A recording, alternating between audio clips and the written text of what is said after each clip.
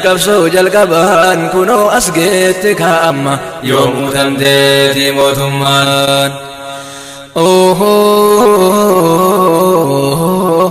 Qabsoo gaafa san jarri bosona keessaa kaaftee dubbatarti hayyoonni addunyaa irratti ol baafte ijoolleen kalee roorroon biyya irraa godaante miidiyaatti banattee biyya ofii ol kaafte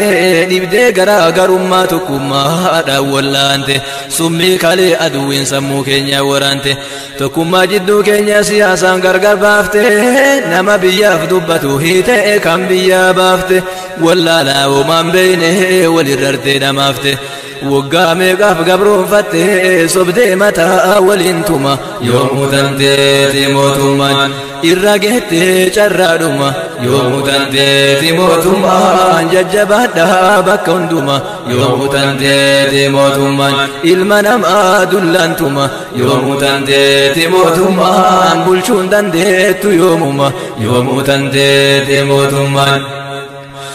Qabsoo ijoollee teennata ijoollee harannaa ijoollee gaafa dhombir waa lakkoofne dhaqqabna keessuma keessatu hin eeme irraan tarkaanfanna kadir waaqoo shaaqeetiin dursinee wal barannaa biyya gootan beekamtuu bulluqirraa jalqabna seenaa jaraa ol fuune addunyaarra lallabna dhalootatti illee injifannaa baatee akkan teenne gabrumma yoomuu dandeetti mootummaan.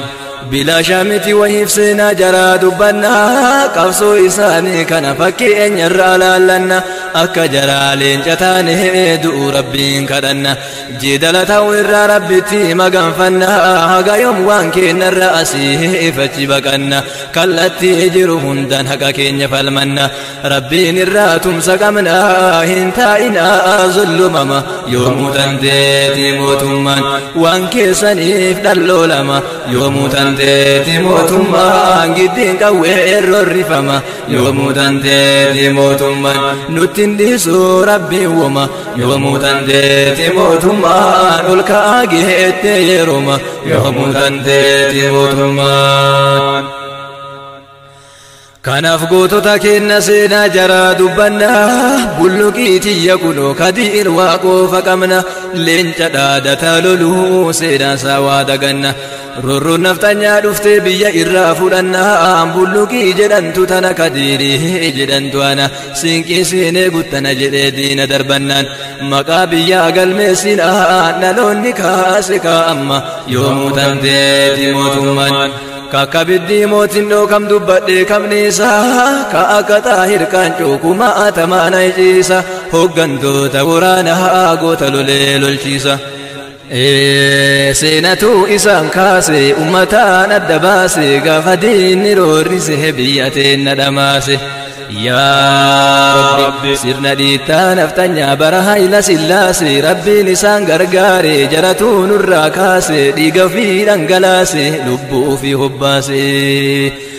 gabrummaa hiddaan buqqifnaa dadhabnul baanetti guddifnaa jedhe jeneraal Waaqoo dhagayaa yaa Oromoo humni guddaan diinattiin ofirraa fonqolchinu qawwee osoo hin taane tokkummaa qabaachuudha jedhe koloneel Adam Jiloo.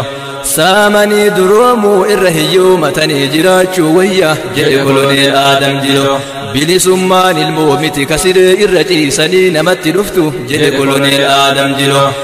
fakkaatanii buluu mannaa fagaatanii buluu wayya jedhe Shii Bakrii Sabaloo tiyya akka godhunatu beekaana jalan deeminaa jedha yoo lolaa bahu akka Alii Waariyoo duuti luynaa kumata gootaa takkattima jedha Haaji Adam Saaddoo Wallahi ani Oromoodha Oromoo jenne baane Sumaalee jenne hin gallu jedhe Haaji Abdullaahi Ganamoo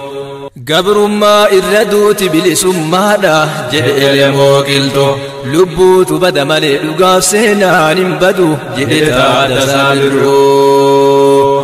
namni bilisummaa hin qabne sareedha keessattuu saree rooba jedhe Jaarraa Abbaa Gadaa nama biyya teenya irratti anatu isinii beeka anatu isin bulchanuun jedhu hin barbaannu jedhe Nadii Gammadaa يا قوتا إيسا جرتك أكا قلتو ليكما أجيفن اللي جنة دون اللي جنة ما جيها سوا قديما سقل تمي سقل يا دلو قفصو بلندا ديما والبيكو الرولي بيكو ويا جدها جوسين سرا